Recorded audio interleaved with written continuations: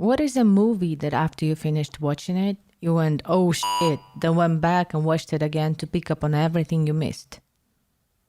The Usual Suspects.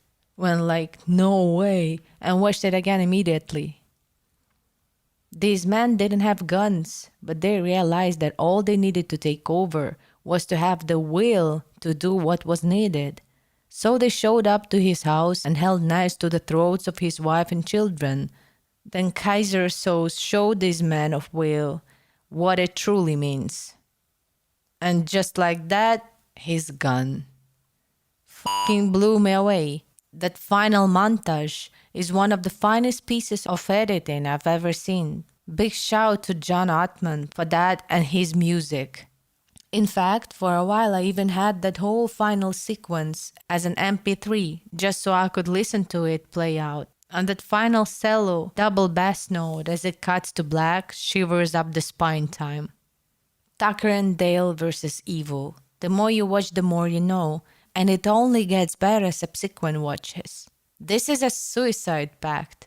These kids are coming out here and killing themselves all over the woods. Howdy, officer.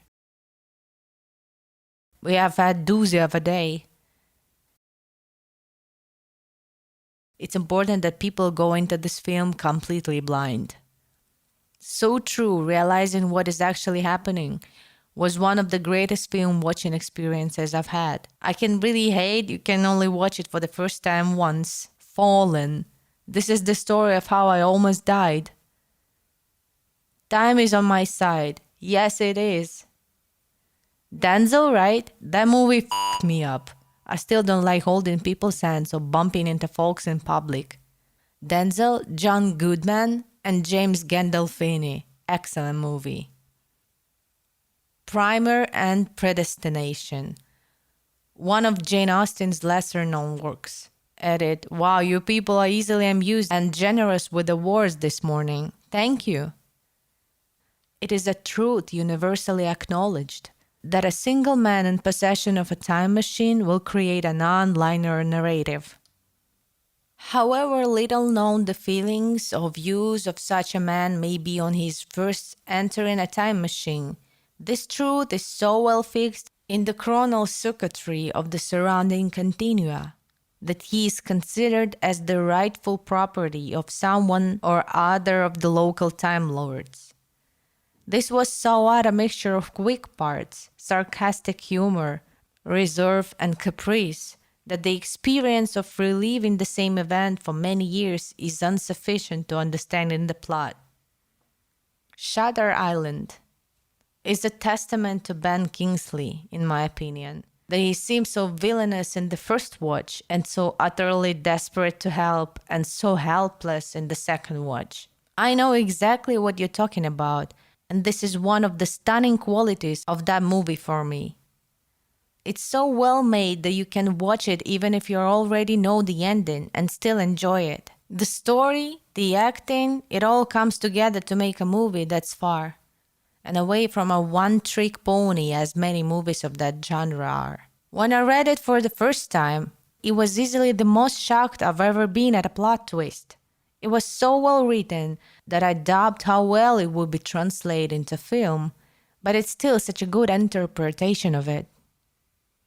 It actually took me a second watch to realize that, spoiler, he was rehabilitated at the end, but intentionally chose to pretend that he wasn't because he wanted to have the lobotomy to escape his guilt. Eternal Sunshine of the Spotless Mind. I'm not a huge movie guy. I usually enjoy the movies I do watch, but I don't usually choose movies as my go-to entertainment. When I do watch a movie, I almost never watch a movie more than once. This is one of maybe 3 movies in the past 5 years that I have purposely rewatched again by myself. There are so many things you don't realize the first watch. Possibly my favorite movie of all time. But it is very obviously a romance movie, but it feels genuine and isn't really cheesy like most, which I love, since bad romance movies make me want to gag. Edit. Didn't expect this comment to get this much attention. If you like this movie and like music, I suggest the album Currents by Tame Impala. Kinda random, I know, but that album and this movie were the entertainment that helped me with a messy breakup, so yeah, do with that information as you will. Did you ever figure out why he says Clementine? It means merciful on the train? Isn't it because he forgets the song because he erases the memory of his mother bathing him in the sink? While he sang the song because he and Clementine ended up there trying to escape the memory erasure in the first place. It was an unintended consequence. Ah, so that's why he says he's never heard the song Oh My Darling Clementine before? I never put that together. The Matrix. Watched it the first time. Blew up my reality. Watched it again to confirm. Edit. Wow, didn't expect this. Thank you for the gold. This movie had such effect on me. It was as if I discovered consciousness. So this day I am not the same. I wanted to see The Matrix in the theater really bad when I was a kid. Because it looked a lot like Blade. And my best friend saw it and was pumped about it. I actually thought it looked really dumb from the trailers.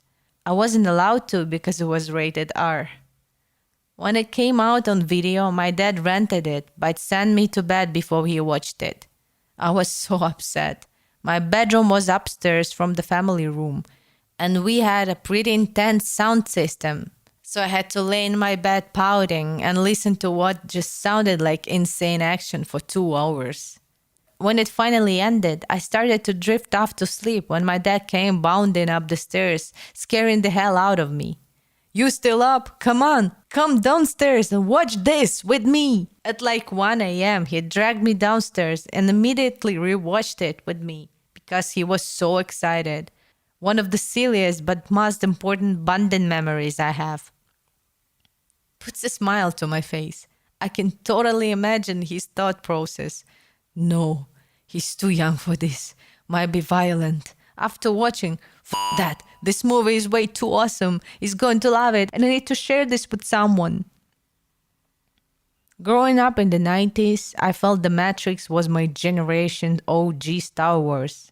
And my parents recognized that The Matrix was going to be an impactful movie on our society. I remember my parents making plans to see the movie just to make sure it was safe to watch. In elementary school, my dad took me to see Spawn and Beavis and Butthead Do America, and he didn't really care about ratings. So I was a little confused and hurt when they said they needed to see if it was okay for me to watch in theaters. I'm glad they took me and will never forget that moment of my life. I have had similar situations with my dad getting home from work late and waking me up to play Punch-Out, RBI baseball, or whatever other game and eat pizza. It was so cool from a bonding thing, so I can relate. Donnie Darko, except, oh shit, was, what the fuck? I loved this movie as a teen. I remember there was this cryptic official website that pushed the fan theories even further. What a fun film. Donnie Darko was insane.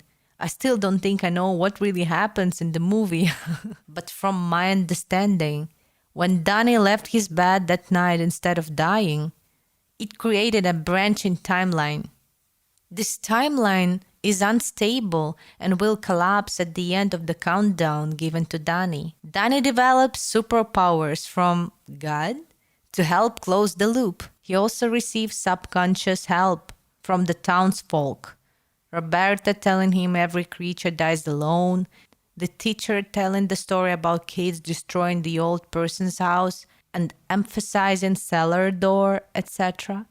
He uses his powers to eventually open a wormhole back to the beginning of the loop, so that the plane engine can fall off and go back in time when he goes back himself to finally die and close the loop. Everyone who was affected by his actions then wakes up with a vague, dreamlike memory of what happened. Arrival. I'm amazed I had to scroll this far down for it. This movie is 1,000 times better the more you watch it. So true. The plot was so unique to me. A linguist as a protagonist in an alien movie. That was a first to me. and it made a lot of sense for her to be the main character. The actors, the screenplay, and the soundtrack were all just amazing. I even read the novella it was based on. It was so good. As an interpreter, I was so happy in the scene at the beginning with Forrest Whitaker when she was explaining why her being able to translate the alien language would take so much time. You seldom get that level of nuance regarding translation interpretation in mainstream films. You should read the short story.